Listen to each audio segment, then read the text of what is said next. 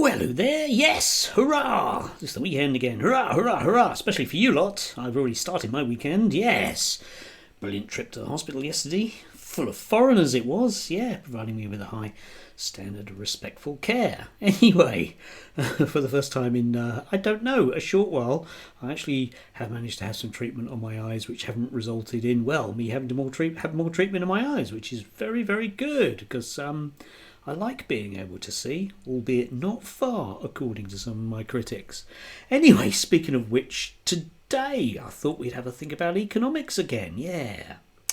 As somebody that does sociology, has done a sociology degree and other stuff, sociologists have a much, much better understanding of the way that economics works than economists do.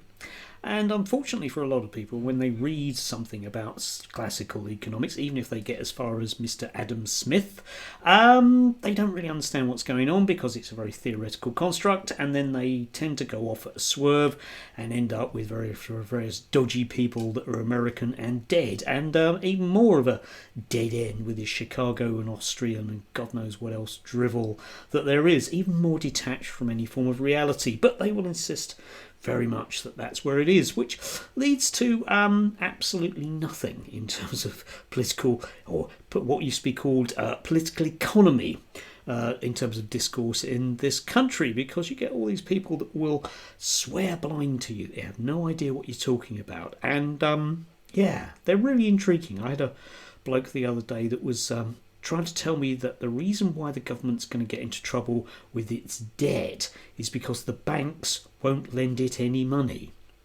Well, which I don't know. I don't really know where to start with that one. Anyway, thinking of such things, it's probably worthwhile sort of thinking about this notion of the basic economics that we live with, because you've probably heard of the Anthropocene, this idea that human beings are creating man-made climate change, but there is a much more sort of economic aspect to it, which is the Capitalocene. Couple of links down below, as well as a damn good book that I heartily recommend that you read.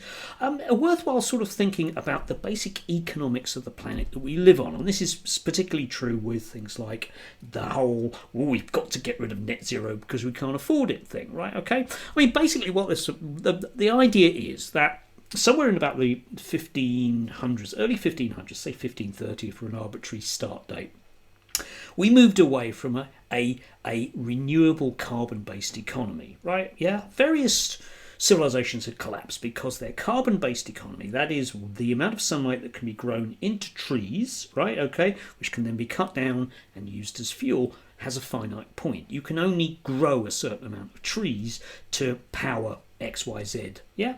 That's the way it works. There's a limit to that solar energy that you can use.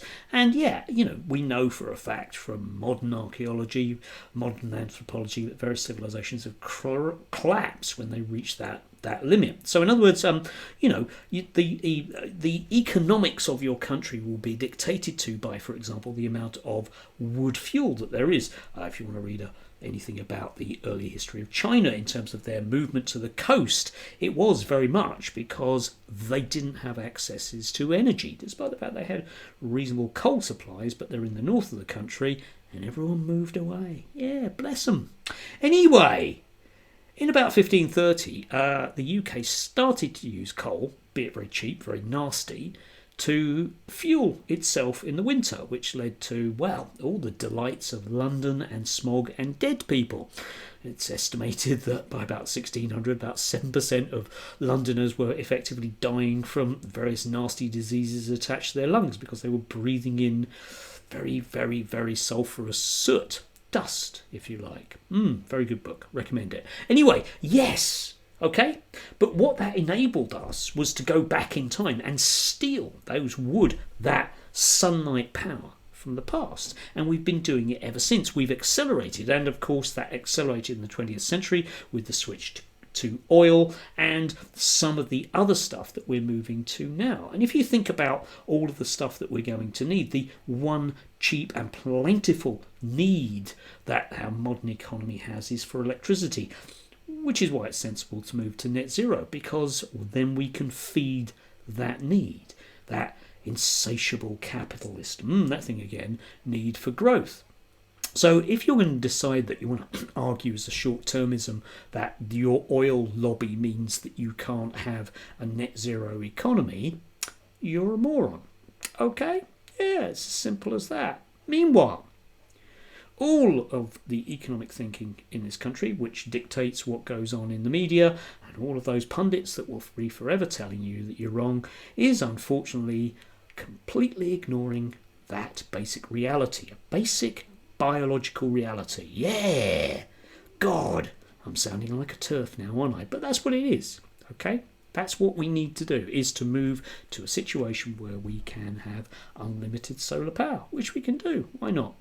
Because the people that back the media and back the Farages and the Conservatives and the Labour Party and the rest of it don't want to do that, because then they'd be slightly poorer. Bless him. Yeah. Anyway, this caught my eye the other day from opinion piece in the Financial Times. Oh, boo hiss, left-wingers that they are. Yeah. Economics teaching has become the aeroflot of ideas. The discipline is failing students by ignoring the biggest social, political and ecological challenges facing the world today. And I just want to quote from this. In the aftermath of the biggest financial crisis in 3 generations in 2007, economic students in the UK and elsewhere staged an uprising. Yes, I remember it well, demanding a fundamental reform of their curriculum. We have never been taught economic history or that markets could implode, they said, while we're being told a fairy tale. 2 decades on, the challenges facing humanity have multiplied and intensified. Ecological crises, geopolitical clashes, deepening inequality and anti-democracy movements, to name a few. But shockingly, the curriculum being offered to incoming economics students this autumn remains the same. Yes, very much the same as our standard media discourse. Oh, we can't afford that. Oh, we can't afford that. Oh, we can't afford that. We can't. We've maxed out the credit card. We've bad economic symbolism, the other thing. And oh, no, we can't do anything. Can't do anything. Can't afford poor people. Can't afford the disabled. Can't afford the NHS. Can't afford anything apart from the occasional new yacht if we're big and bad enough. But if you really want to understand stuff, okay, don't look at economics, all right? Look at sociology. Yeah, sociology gets slagged off in this country because it is very much has been for since the 1960s based on a broad underpinning of Marxist theory. But Marx wrote critiques of capitalism, and that's really what we need, I think. Anyway, please feel free to shoot me down in flames, but you're wrong. Do have a lovely day. Do enjoy your NHS. Do enjoy your sunshine. It's free and we need to kind of grab more of it. Think about that. No, that's too hard, isn't it? Enjoy.